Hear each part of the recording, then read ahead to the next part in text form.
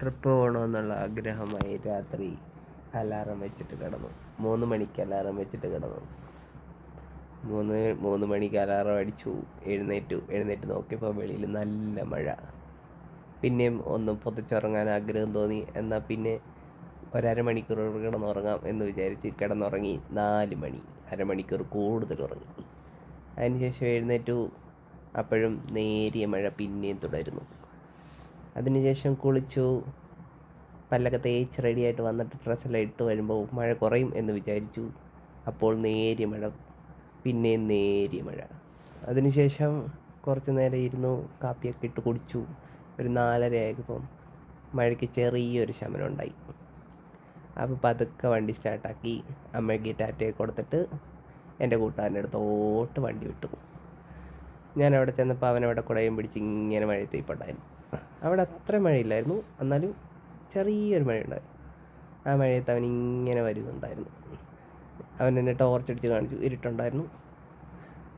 ഞാൻ അവനെ കൈപ്പൊക്കെ കാണിച്ചു. അവൻ എൻ്റെ അടുത്ത് ഓടി വന്നു. ഞങ്ങളങ്ങനെ വണ്ടിയിൽ കയറി പതുക്കെ വിട്ടു. ചെറിയ ചാറ്റലുണ്ടായിരുന്നു.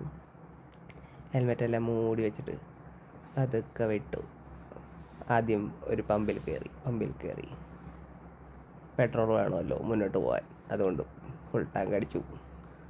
അതിന് ശേഷം കുറച്ച് ദൂരം പോയി കഴിഞ്ഞപ്പോൾ ഒരു ശങ്ക, മാപ്പിടാതെ പോയാൽ വഴി തെറ്റും, അതുകൊണ്ട് മാപ്പ് ഓണാക്കി വെച്ചിട്ട് തേക്കടി നടിച്ചപ്പോൾ തേക്കടി വന്നില്ല, കുമളിയിൽ നിന്നാണ് വന്നത്. കുമളി പിടിച്ചങ്ങ് പോയി. ഓരോരോ വഴിയിലൂടെ ഇങ്ങനെ കയറി ഇറങ്ങിപ്പോയി. 2-3 വട്ടം വഴി തെറ്റി. പിന്നെയും ബാക്ക് വന്നു, പിന്നെയും മാപ്പിട്ടു, പിന്നെയും പോയി. അങ്ങനെ കുറേ നേരം കഴിഞ്ഞ് യഥാർത്ഥ വഴിയിലെത്തി. പിന്നെ വഴി തെറ്റിയിട്ടില്ല, നേരെ വന്നു. ഇങ്ങനെ വരുമ്പോൾ ഓരോരോ കാഴ്ചകൾ കണ്ട് നമ്മളിങ്ങനെ വന്നുകൊണ്ടേയിരുന്നു. വളരെ എന്താ പറയുന്നത്, ദുർഘടം പിടിച്ച യാത്ര എന്ന് പറയാൻ പറ്റത്തില്ലെങ്കിൽ കൂടെ കുറച്ച് പ്രശ്നങ്ങളുണ്ടായിരുന്നു വഴിയിൽ. കുറച്ചിടത്ത് മഴയുണ്ട്, കുറച്ചിടത്ത് മഴയില്ല. ചിലയിടത്ത് ചെല്ലുമ്പോൾ നല്ല മഴ, ചിലയിടത്ത് ചെയ്യുമ്പോൾ മഴയില്ല. അങ്ങനെ മഴയുള്ളിടത്തും മഴയില്ലാത്തടത്തുമായി ഇങ്ങനെ കയറി ഇറങ്ങി അവസാനം നമ്മളൊരുമാതിരി തെളിഞ്ഞ ഒരു പ്രദേശത്ത് വന്നു. അവിടെ നിന്ന് അങ്ങോട്ട് വലിയ ബുദ്ധിമുട്ടൊന്നും ഉണ്ടായിട്ടില്ല. അങ്ങനെ നമ്മളിങ്ങനെ വണ്ടിയിൽ പോയി സൈഡിലുള്ള കാഴ്ചകൾ ഒരുമാതിരി ഞങ്ങളുടെ തീരപ്രദേശം വിട്ടു എന്ന് നമുക്ക് മനസ്സിലായി. സൈഡിലെല്ലാം നല്ല പൊക്ക ഏരിയ, അവിടെ എല്ലാം നല്ല കൃഷികളും നല്ല പച്ചപ്പും റബ്ബറും മനസ്സിലായി. കോട്ടയം പത്തനംതിട്ട റൂട്ടൊക്കെ തുടങ്ങിയെന്ന് മനസ്സിലായി. നല്ല കൃഷിയുള്ള സാധ്യമൊന്നുമില്ല. അതെല്ലാം കണ്ടു. പൈനാപ്പിൾ തോട്ടം, റബ്ബർ തോട്ടം, നമുക്ക് തേയിലത്തോട്ടം. ബ്രേക്ക്ഫാസ്റ്റ് കഴിച്ചതേ ഉള്ളൂ. ഹൈറേഞ്ച് റെസ്റ്റോറൻറ്റ് എന്ന് പറഞ്ഞ ഒരു ഹോട്ടലിലാണ് കഴിച്ചത്. ഒരു 5 സ്റ്റാർ കൊടുക്കാൻ പറ്റുന്ന ഒരു ഹോട്ടലാണ്. പ്രൈസ് വെച്ചിട്ടും ഫുഡ് വെച്ചിട്ടും സൂപ്പർ ഫുഡാണ്. ഇതിനുള്ള നമ്മുടെ ഫുള്ള് വീഡിയോ നമുക്ക് യൂട്യൂബിൽ കാണാം. ഓക്കെ.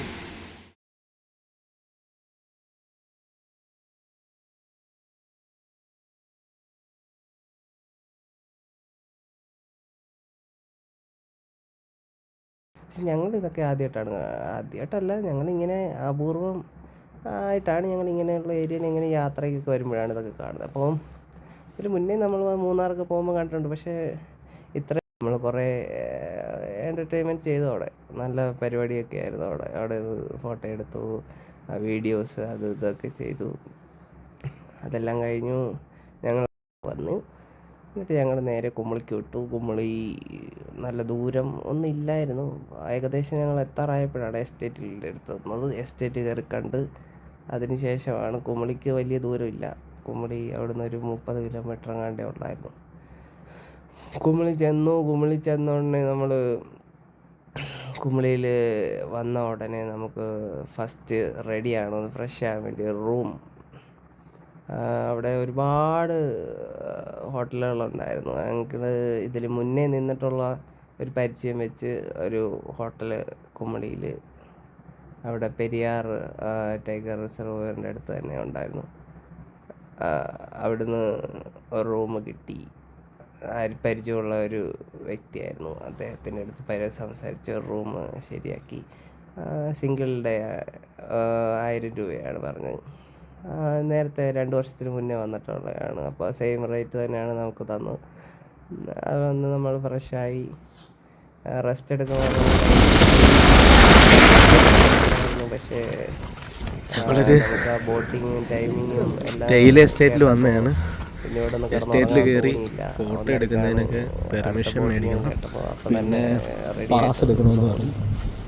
അപ്പോൾ അതിന് വേണ്ടി വന്നു.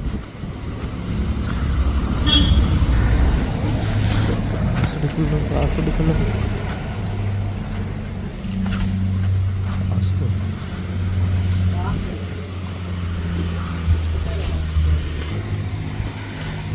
30 രൂപയുടെ പാസ്സാണ് ഒരാൾക്ക്.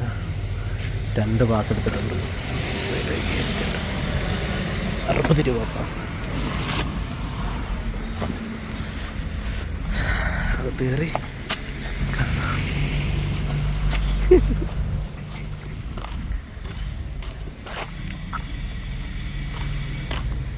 കുറച്ച് തേയില പറിച്ചാലോ? കാപ്പിയായിരിക്കും.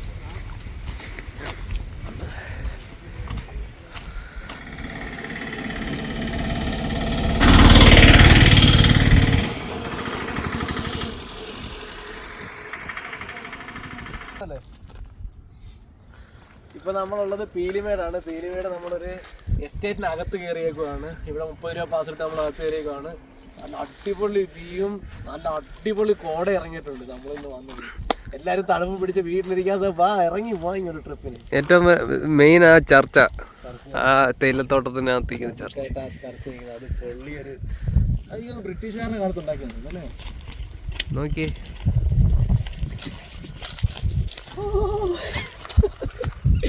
Super super.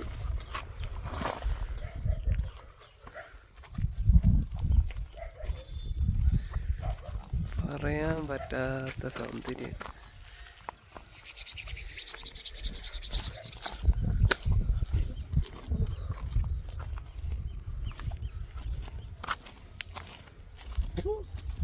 ചവയാണല്ലോ എന്നിട്ട് തന്നെ തിന്നാൻ പറ്റുമല്ലോ.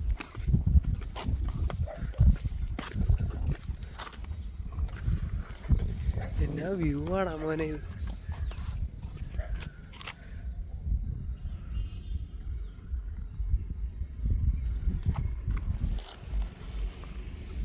എവിടെ നോക്കിയാലും പച്ചപ്പ്.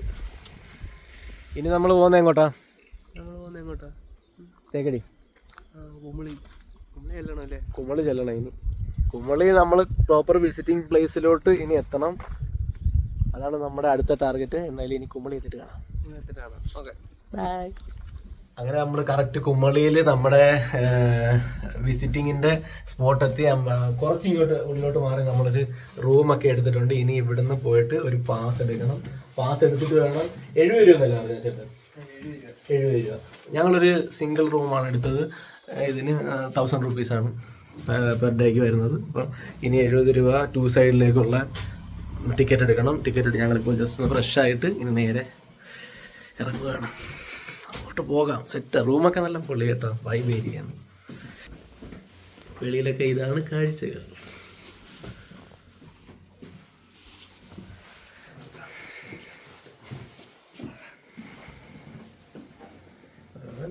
ഞങ്ങള് നടന്നു പോവുകയാണ് ഗൈസ്. ഇനി നടന്നു പോയി ടിക്കറ്റ് എടുക്കണം. ടിക്കറ്റ് എടുത്തിട്ട് ബസ്സിൽ കയറി നേരെ എങ്ങോട്ടാ വന്നു? ടൂറിസ്റ്റ് പ്ലേസിലോട്ട് പോകണം. അവിടെ പോയിട്ട് ഇനി കാഴ്ചകൾ കാണിച്ചു തരാം. പെരിയാറ്. പെരിയാറിൻ അടിമകളല്ലേ, അതാണ്.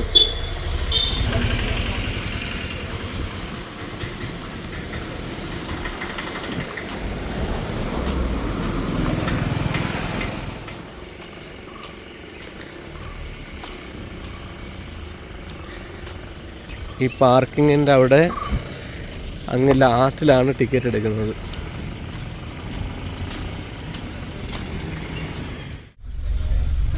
അപ്പ് ആൻഡ് ഡൗൺ ടിക്കറ്റ് കിട്ടുന്നുണ്ട്. ഞങ്ങളുടെ ബസ്സിലാണ്. ഒരുപാട് പേരുണ്ട്. പോയിട്ട് വരാം.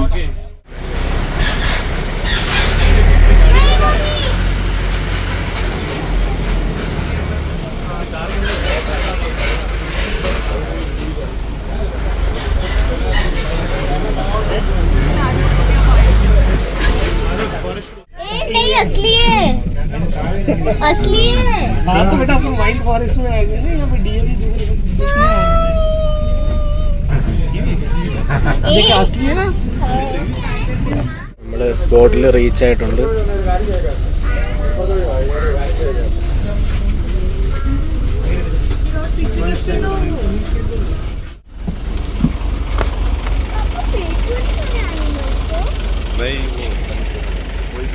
എവിടെ?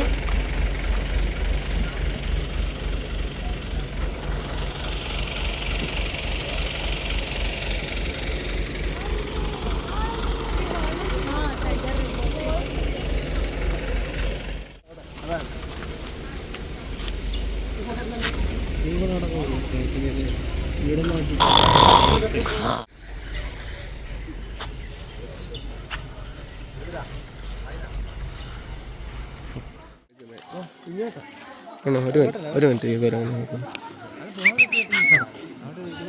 നമ്മൾ ഈ വഴിക്കാണ് ബോട്ടിങ്ങിന് പോകേണ്ടത്. നമുക്ക് പോകേണ്ട ബോട്ടൊക്കെ ഇവിടെ കിടക്കുന്നുണ്ട്. ഇനിയുള്ള ബോട്ടിങ് ടൈം എന്ന് വെച്ച് കഴിഞ്ഞാൽ എത്ര? 1:30 ടിക്കറ്റ് കിട്ടും. 12 മണിയാകുമ്പോൾ ടിക്കറ്റ് കിട്ടും. 255 രൂപയാണ് ടിക്കറ്റിന് പെർ ഹെഡിന്. 12:30 ആകുമ്പോൾ സ്റ്റാർട്ടായിട്ട് 1:30 ബോട്ടിങ് സ്റ്റാർട്ടാകുന്നത് അല്ലേ? പിന്നെ 1:30 കഴിഞ്ഞാൽ പിന്നെ 3:30 അല്ലേ? അപ്പം എന്തായാലും നമുക്ക് ബോട്ടിങ്ങിൽ കയറി ബാക്കി കാഴ്ചകളിലൂടെ കാണാം. ഇതാണ് ടിക്കറ്റ് കൗണ്ടർ. നല്ല അടിപൊളി വൃത്തിയായിട്ട ബോട്ടൊക്കെ ഇവിടെ കിടപ്പുണ്ട്. ഏതാണ് മാർക്കറിയാം. വെയിറ്റിങ്ങിലാണ്. ടിക്കറ്റ് കിട്ടുന്നിടം വരെ ഇനി ഇവിടെ വെയിറ്റ് ചെയ്യാൻ നമുക്ക്. കാര്യം ഒന്ന് മഴ ആയതുകൊണ്ടാണ് എല്ലാവരും പുഴച്ച് മുടി കിടപ്പാണ്. ഞങ്ങൾ പക്ഷേ വീട്ടിലിരിക്കാൻ തയ്യാറല്ലേ? പക്ഷെ വീട്ടിലിരിക്കുന്ന സത്യം പറഞ്ഞാൽ വളരെ ബോറിനെയാണ്. ഇങ്ങനെ എക്സ്പ്ലോർ ചെയ്യാനെ കൊണ്ട് ഇറങ്ങണം. അതിനുള്ള മനസ്സ് കാണിക്കുക. ലഹരിക്കടിമയാകാതെ യാത്രകൾക്കടിമയാകും. പീരീഡ് കഴിഞ്ഞ് ടിക്കറ്റ് കിട്ടി. ഇനി ബോട്ട് വരാനുള്ള വെയിറ്റിങ്ങിലാണ്. 1:45. ഇപ്പോൾ സമയം 12 മണിക്ക് നമുക്ക് ടിക്കറ്റ് കിട്ടി. 1:15 വരെ. ഇനി ഒരു 3/4 മണിക്കൂർ. 1:15 മണിക്കൂറിന് വെയിറ്റ് ചെയ്യണം. അയ്യോ സാരമില്ല, എന്തായാലും നമുക്ക് നോക്കാം. എൻ്റെ ഗായ്സ്, ഞാനൊരു സാധനം കാണിച്ചത്. ചെറുതേനീച്ചക്കൂട് അല്ലേ? ഇതിനകത്തു നിന്നാണ് ചെറുതേനുണ്ടാകുന്നത്. ഞങ്ങളുടെ ജലജ്യോതി ബോട്ടിലോട്ട് എൻ്റർ ചെയ്യാൻ പോവുകയാണ്. ഇത് കണ്ട ഭയങ്കര ക്യൂ ആയിരുന്നു. ഒരുപാട് ആൾക്കാരൊക്കെ വന്ന് ഭയങ്കര തിക്കും തിരക്കുമായി. ഞങ്ങൾ പക്ഷേ ആദ്യമേ വന്ന് ടിക്കറ്റ് എടുത്തുകൊണ്ട് കിട്ടി. എപ്പോഴും ഇവിടെ ഷട്ടിൽ സർവീസ് പോലെ ബസ് ഉണ്ടെങ്കിൽ പോലും ബോട്ടിങ് രാവിലെ ഉച്ചയ്ക്കും 3 മണിക്കും മാത്രമേ ഉള്ളൂ. അത് കഴിഞ്ഞ് വരുന്നവർക്ക് കിട്ടത്തില്ല. പിന്നെ ടിക്കറ്റ് ക്ലോസ് ആയാലും കിട്ടില്ല. തിരക്ക് ഉണ്ടാക്കിയിട്ടും കാര്യമില്ല. നമ്മൾക്ക് ടിക്കറ്റിൽ കണ്ട ബോട്ടിൻ്റെ പേരുണ്ട്, സീറ്റ് നമ്പറും ഉണ്ട്. നമ്മളിത് കാണിച്ചു കഴിഞ്ഞാൽ നമ്മളെ കറക്റ്റ് സീറ്റിൽ കൊണ്ട് ഇരുത്തും. നമ്മുടെ സീറ്റ് ആർക്കും പോകില്ല. Don't worry about. എന്തായാലും അത് അവർ കറക്റ്റായിട്ട് കീപ്പ് ചെയ്യുന്നതുകൊണ്ട് തന്നെ, മാനേജ് ചെയ്യുന്നതുകൊണ്ട് അത് വളരെ ഉപകാരമാണ് എല്ലാവർക്കും. So filling all boats. Last നമ്മളെ സീറ്റ് നമ്പർ കിട്ടിയിട്ടുണ്ട്. That's 1 and 2. बार-बार उल्टा बोल रहे हैं। मैंने नहीं पिलाया। हाँ तुमने पिलाया।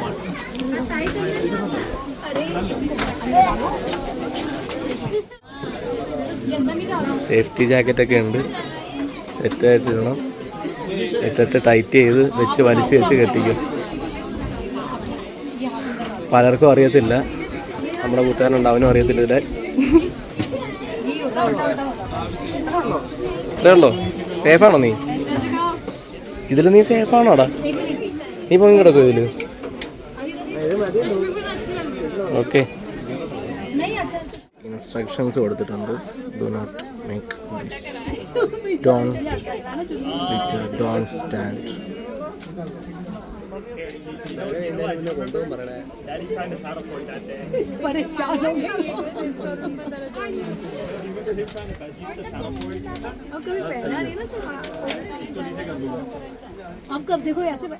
അങ്ങനെ ഞങ്ങൾ യാത്ര പുറപ്പെട്ടിട്ടുണ്ട്. ആദ്യത്തെ വണ്ടി ഞങ്ങളുടെയാണ്. അവിടെ പുറപ്പെട്ട് കഴിഞ്ഞിട്ടാണ് അവരുടെ വണ്ടി. Boat boat boat boat lovely.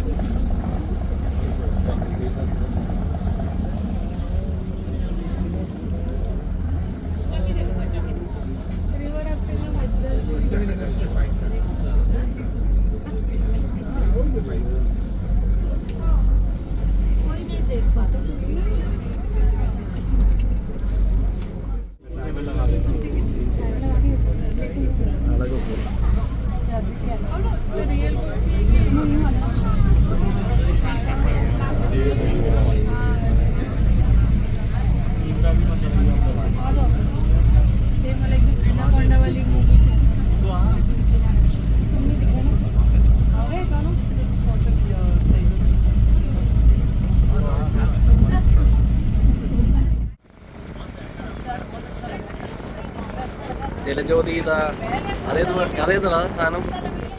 പെരിയാറിന്റെ പുറകിൽ വെച്ച് പിടിക്കുകയാണ്. ജലജ്യോതിയാണോ മുന്നേ പോവുക, പെരിയാറാണോ മുന്നേ പോവുക? അതെ, ജലജ്യോതി ഓഫ് ചെയ്തു ഗൈസ്.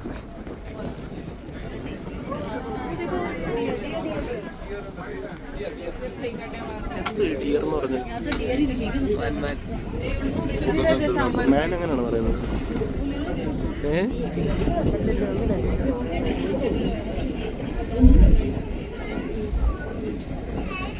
ഇതെന്താണ് ഗൈസ്?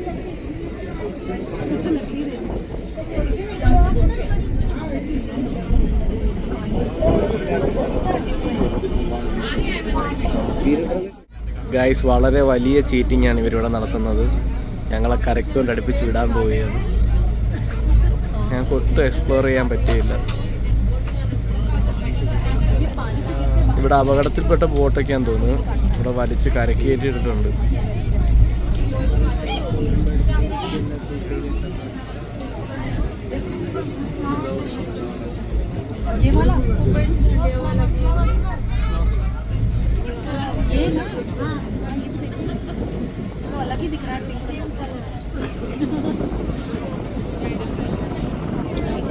ആദ്യം പോയത് ഞങ്ങളായതുകൊണ്ട് ഞങ്ങളെ തന്നെ ആദ്യം കൊണ്ട് വിടാൻ പോകായിരുന്നു തിരിച്ച്.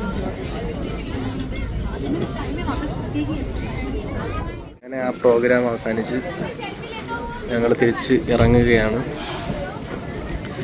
ഇന്ത്യാന ഗൈസ്, തിരിച്ചിറങ്ങേണ്ടി വന്നു. ഫൈനലി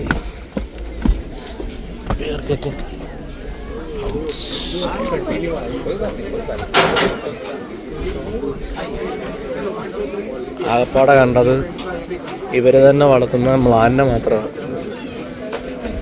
അല്ലാതെ ഒരു മീനെ പോലും കണ്ടില്ല. എന്താ ശരിയല്ലേ?